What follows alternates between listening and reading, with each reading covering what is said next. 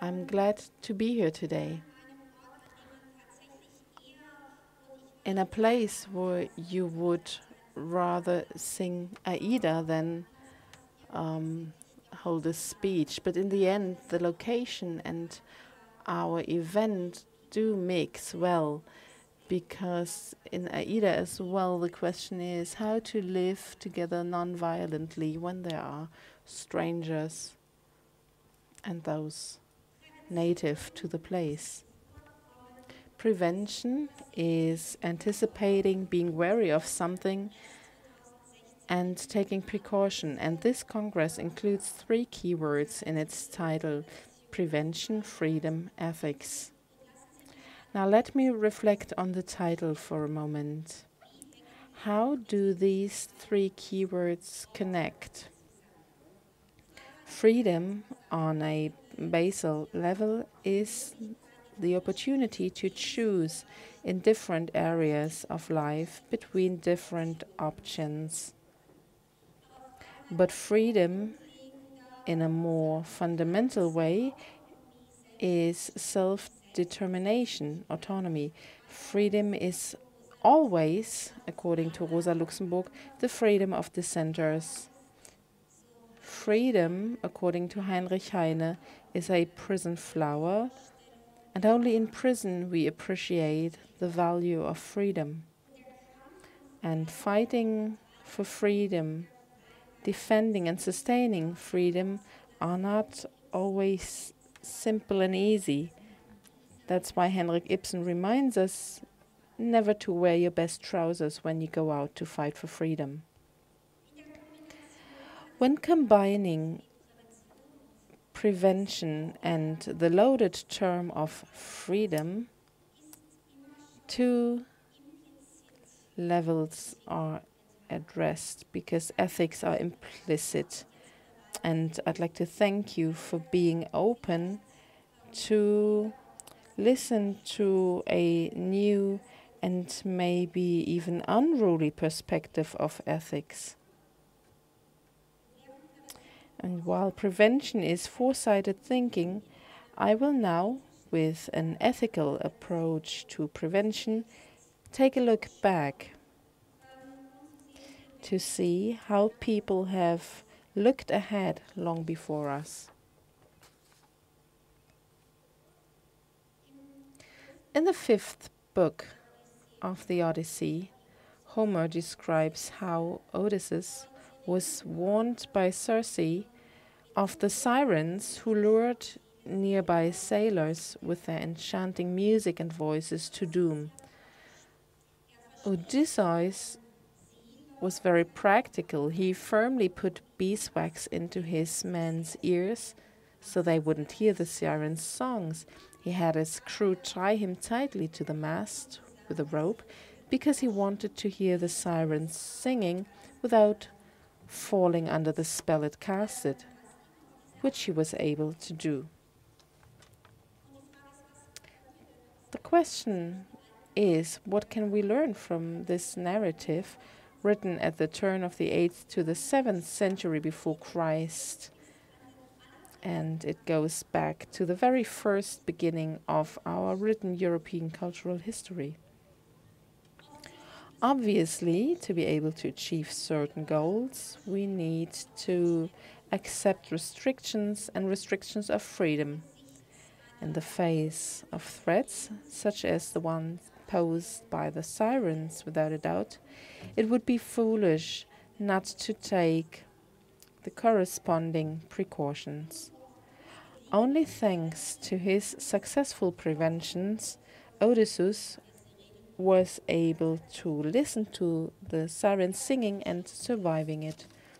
Its good ending does not just depend on accepting the inconveniences or restrictions of preventive measures. In addition, there are 3 requirements that must be complied.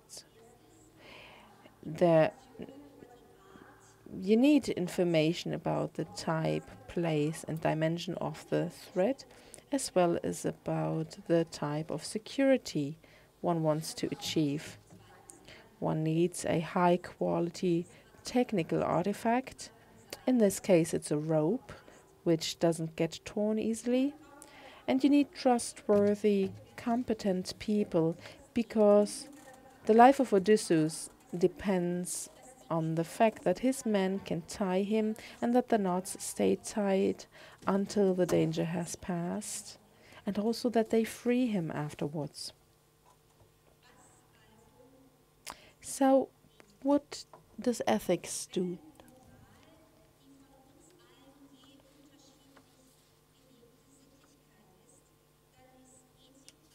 Ethics is a theory of human acting. It's an analysis of morale according to the basic opposites of good and bad, right and wrong, but also successful and failed life. This addresses two levels. On the one hand, the question for proper actions in conflict situations and in situations of dilemma, and also the question of what used to be called the good life. And nowadays we often ask the question, in what kind of society do we want to live in? Ethics is one perspective on safety, besides other perspectives, but it's a decisive one, because it puts safety in the context of proper actions. Such actions are not neutral, they have preconditions and they have consequences that need to be ethically reflected, because they affect questions of a good individual life and questions of a good society. Safety, under an ethical perspective, is always ambivalent. On the one hand, safety has a high value, so that the establishment and maintenance of safety are ethically demanded. Without a safe basis, their planning is not possible, and no cultural development is possible, no justice either. On the other hand, the goal of safety includes restrictions in other fields. The simple demand for more safety turns out to be a classic conflict of goals.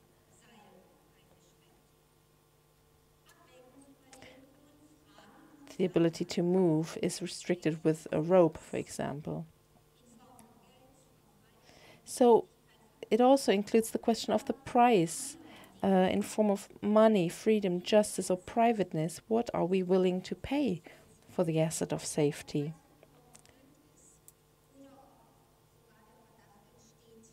Whether this is a high price we're paying, or whether there's the suspicion that we don't get anything back, remains open. The degree of difficulty is reflected in the weighting of safety and freedom. These assets cannot be compared. Minister Stahlknecht mentioned before that safety becomes a all-embracing goal of the state, this restricting freedom, which was fought for in worn trousers and skirts, and which was embodied in the Constitution.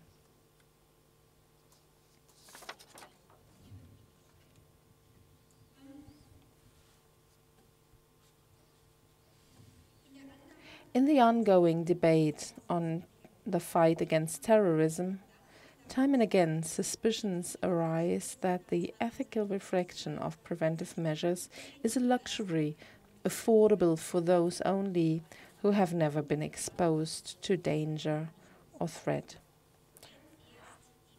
Only when the bomb, and an Israeli colleague told me this a while ago, only when the bomb destroyed Cologne Cathedral, the Brandenburg Gate, or a football stadium,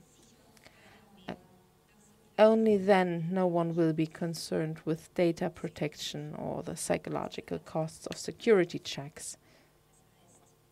In other words, grub first, then ethics, says Brecht, or safety first and then ethics. Of course, Bertolt Brecht is correct here, but his statement is no rejection of morale. Instead, it is a highly ethical statement. The moral obligation to provide people with essentials is more important than other moral obligations, which result from conventions or from the protection of property.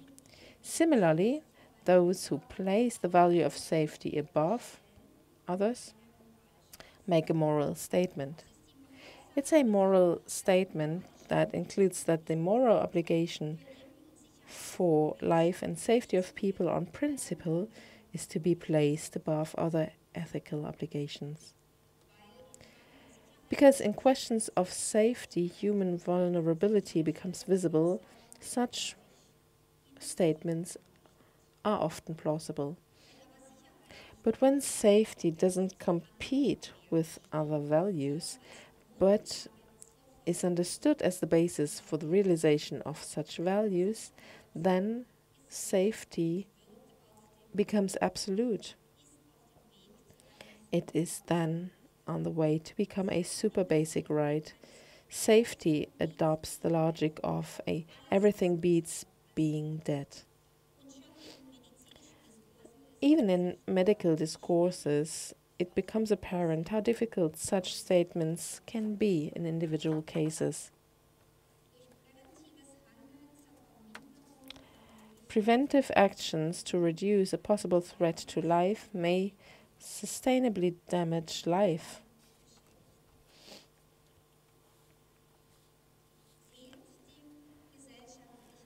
When societal and when individual actions lack a logic of appropriateness and moral mindfulness, there is a danger that assets which deserve protection, for example, a society characterized by tolerance, are put into question due to their protection. A free and just society cannot be saved by neglecting freedom or justice. And there's a rule of thumb, which may be the solution to a problem shouldn't create problems which are bigger than the one in the first place. Now let's go back to Odysseus.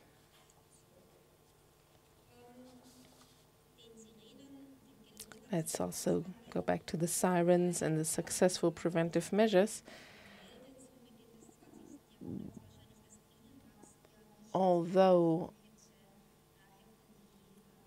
beeswax may not be a solution to anything, because when you look at the pictures of the 20th century of the sirens, they would have needed to cover their eyes instead. Preventive measures cause some temporary restrictions for the affected people, but they avert a danger. But there's a different interpretation to the story. In uncertain and turbulent times, we all often hear a specific song of the sirens which says that we need more and more security and that we can achieve absolute safety when we are not bothered by societal doubts. The narrative of Odysseus teaches us that we also need preventive measures to protect ourselves from the sirens' songs. We need safety measures against political or technically attractive but impossible promises, and we need safety measures and preventive measures that protect human dignity and civil liberties.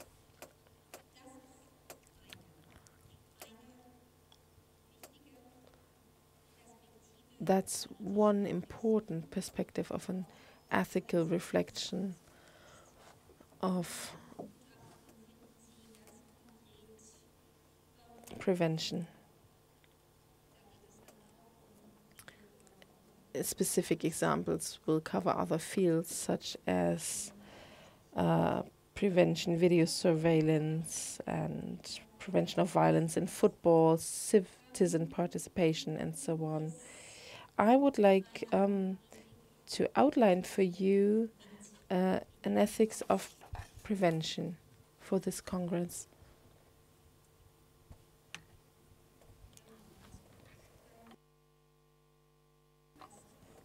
Prevention is anticipating, being wary of something, taking precaution, and it's interesting to see that there's an ancient opposition against prevention that you all know. The Roman poet Horace challenged his contemporaries to cease to inquire what the future has in store and take as gift whatever the day brings, whether Jove has assigned many winters or one final, which now softens the Tyrrhenian sea upon rocky shores. Be wise, strain wines, and cut short far-reaching hopes for the short space of life. As long as we speak, a grudging lifetime will be gone.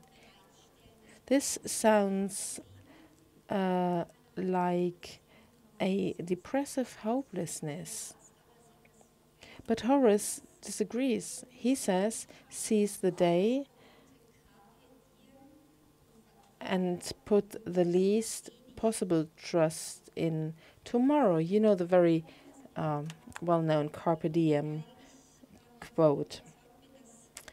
I mentioned this because I am convinced that it's important to remember Horace and his Carpe Diem, his seize the day, as a possible corrective to what we're doing and to what we deem necessary to provide and to prevent. Prevention aims at impeding negative futures, or at least attenuating them, and not to just focus, like Horace, on our own life, but on society. And that's the value of criminal prevention. The fact that this includes restrictions from a lack of resources to a lack of knowledge on future and our fallibility is an encouragement to modesty.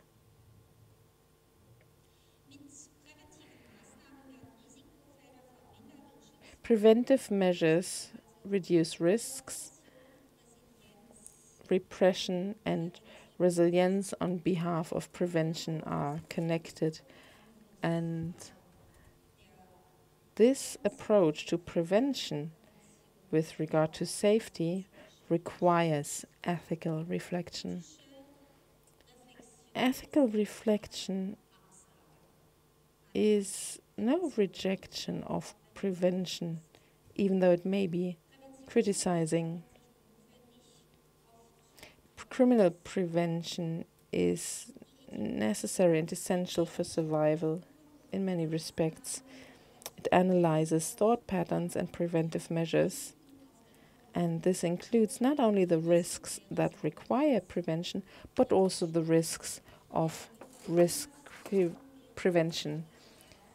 Günther Anders' warning applies here too. We throw farther than we can see.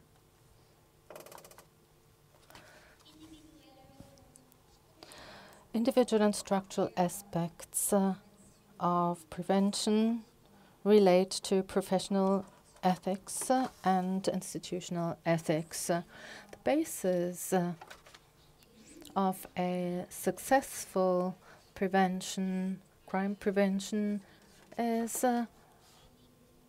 requires professional ethics for all those who deal with prevention in their professional lives. What we call professional ethics was formerly called professional honor. Therefore, professional ethics includes standards, rules, criteria, values that are necessary for the appropriate professional practice.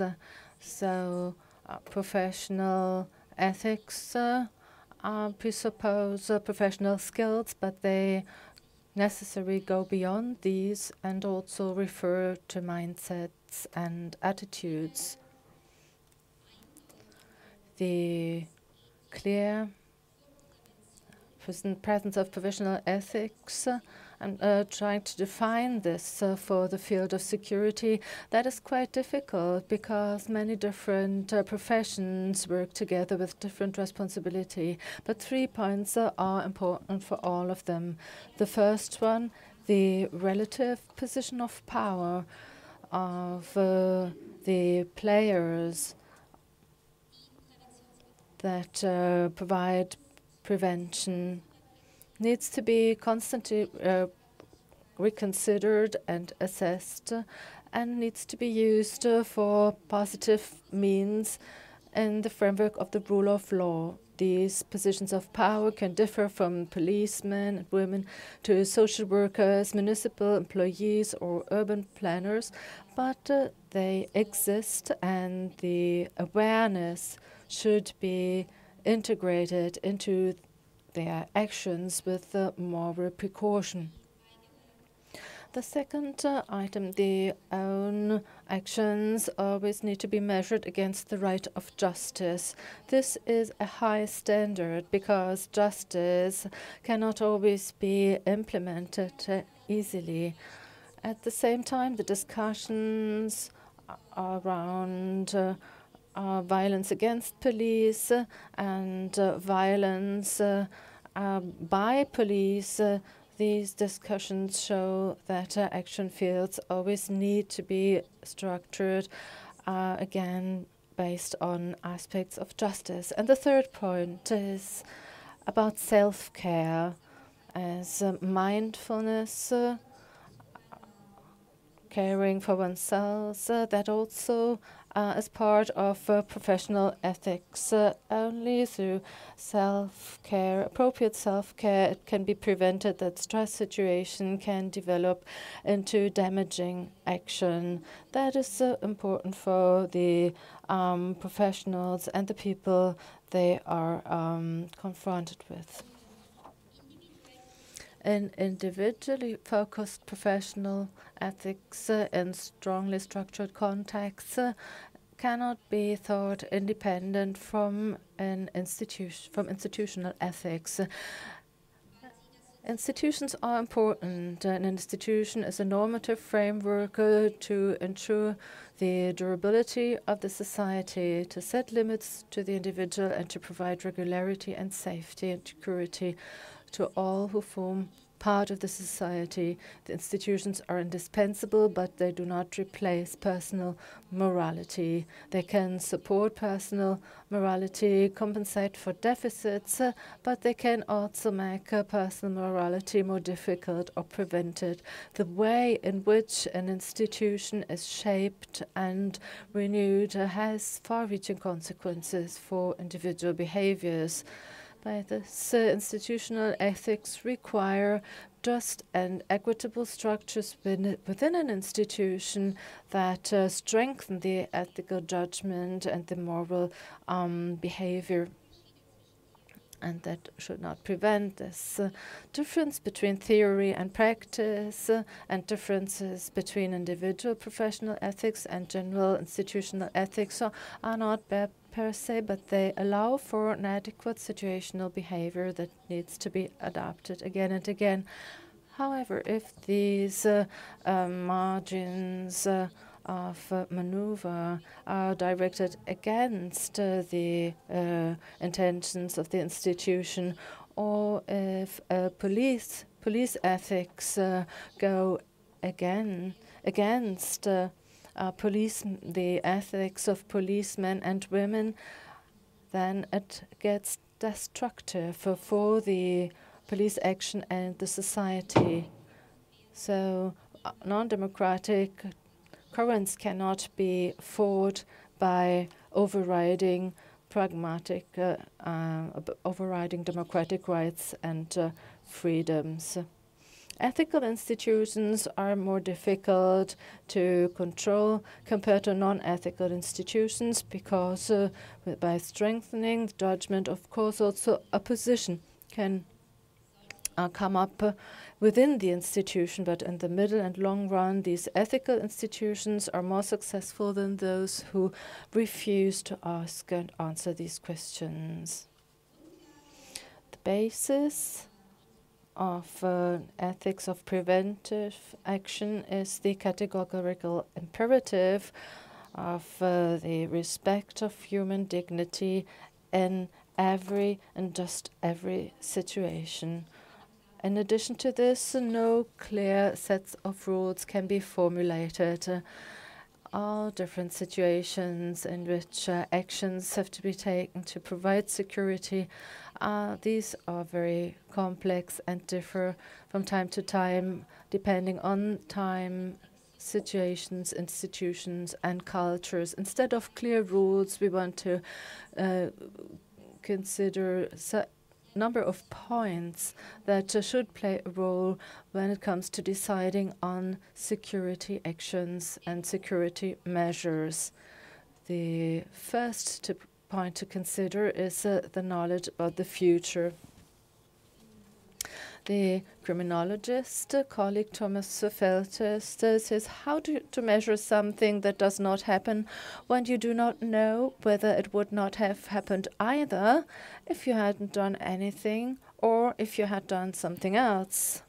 So that means that our knowledge of the future is limited, but also the measurability of our actions and their translation into statistical values that might justify measures and actions. All this could be problematic, and therefore an intelligent self-reflection of preventive actions is required.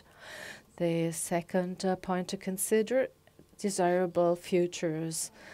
When we speak about desirable futures and when we act in order to make them possible, we base ourselves on normative ideas of what is good and what is bad. This might normally be undisputed in everyday life, but desired futures could also have elements of intolerance, especially when the desires of some groups or individuals are translated into social action.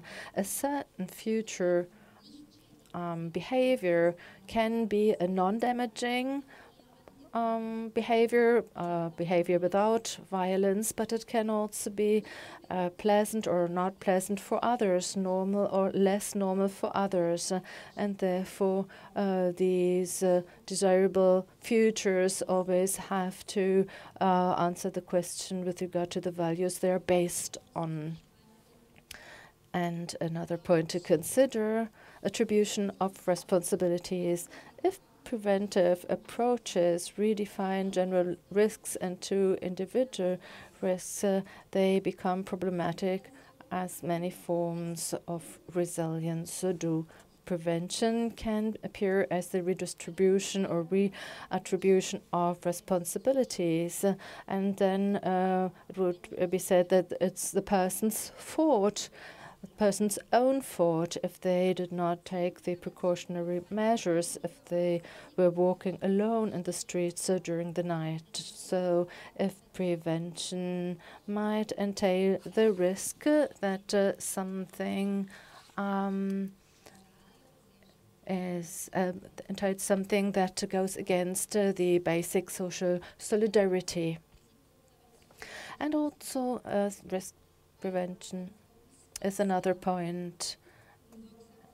There are risks. Prevention measures can be inefficient, but they can also be damaging by provoking the problems that they intend to solve. This can happen if a prevention measure is based on the categorization of human beings. So the fact that persons are categorized could lead to a damage that cannot be repaired afterwards by well-meaning prevention work. Uncertainty of law, legal uncertainty, and potential offenses against human rights. This is an important problem, and these measures could also lead to uncertainty classification of individuals based on data, creating categories as harmless or potentially dangerous. That is something that can happen in this context. Fairness and justice. Preventive action requires restrictions or efforts for future good or to prevent future evil or problem. Restrictions and efforts that are required from the individual or the society require a justification. Prevention measures are fair if those who are restricted can also benefit from the advantages of or the benefits of prevention. They are unfair if these restrictions are imposed on certain individuals for the benefit of others. Prevention measures are just if they are made available to all, but not only to those who can afford them. Prevention measures are just if they minimize the restrictions of freedoms and privacy for all those concerned, and they are just if persons are not focused due to the group they belong to, and all work and activities for prevention are obliged to identify these trends of racist and prejudice trends, and they have to stand against these. Another important point is the justice in the field of gender. So gender is often present in the discourse, and police and private security service provider have a male culture as a rule. Perpetrators are imagined as males and victims as females, but this does not reflect the world. At the same time, women do not only appear as victims, but sexualized victims that have to be protected against the foreign man. And therefore, the protection of women is something that men decide on, whereas women seem to be obliged to be precautious and sometimes even obliged to be afraid. Good, positive prevention work is aware of the problematics of these discourses and disentangles the complex mixture of patriarchic, sexist, and sometimes xenophobe attitudes and takes the distance. And in the end, not against, but for something. Preventive measures in the health sector are often formulated in metaphors that relate to war and battle, the fight against overweight, against smoking or unhealthy eating. These metaphors of war and battle are often also used in the field of prevention and provision of security. The fight against juvenile crime we might not be able to win it, but the commitment for something, for a good and positive, fulfilled life of these young people, such a changing perspective also shows that the provision of security always needs to be linked to the securing the legal certainty. Otherwise, there is a risk of transforming the society and community that we originally intended to protect.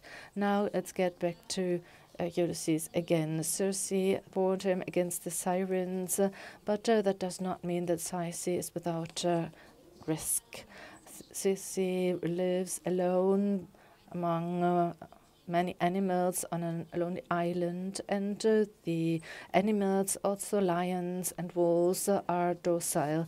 This security in the wilderness is not what it seems to be at first sight to the traveler, because instead of being able to enjoy the absence of risk from these white animals. All those who come to the island are transformed into an animal and by Circe and will then be docile. And this also happens to Odysseus' men.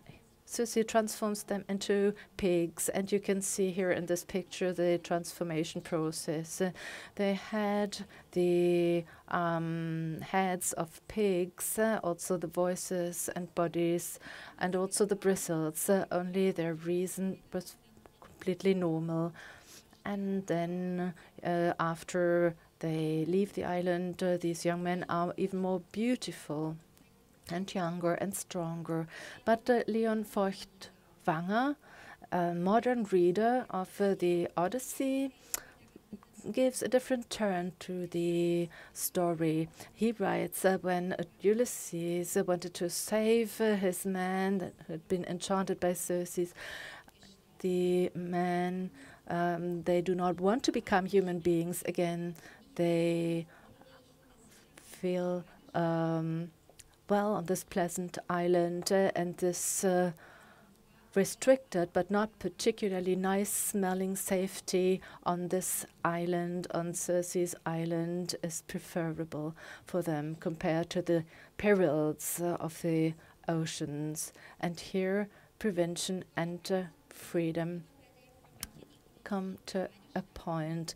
So the Odyssey here that ends in the with the pig story on Circe's island is a criticism of the saturated citizen, the citizen who prefers a pleasant life to intellectual effort or physical, psychological, political action. Maybe also Feuchtwanger also was aware of what John Stuart Mills had written 100 years early. It is better to be a human being dissatisfied than a pig satisfied. Better to be Socrates dissatisfied than a fool satisfied. And in the end, therefore, twofold attitude will help us. On the one hand, the action of those who work in the field of prevention and to work for the society, this action needs to be appreciated. On the other hand, calm. We need to be calm and acknowledge that security can never be 100% and it should never be absolute. And we should also be mindful of the fact that basic assets and fundamental values must never perish in order to for others. The logic of appropriateness should always be considered, and therefore the values, these values have to be considered in all actions for providing security, and then only then will problem solutions of technical, political, economic, social, or other solutions will have the chance to protect what they are intended to protect human beings and their vulnerability. Thank you.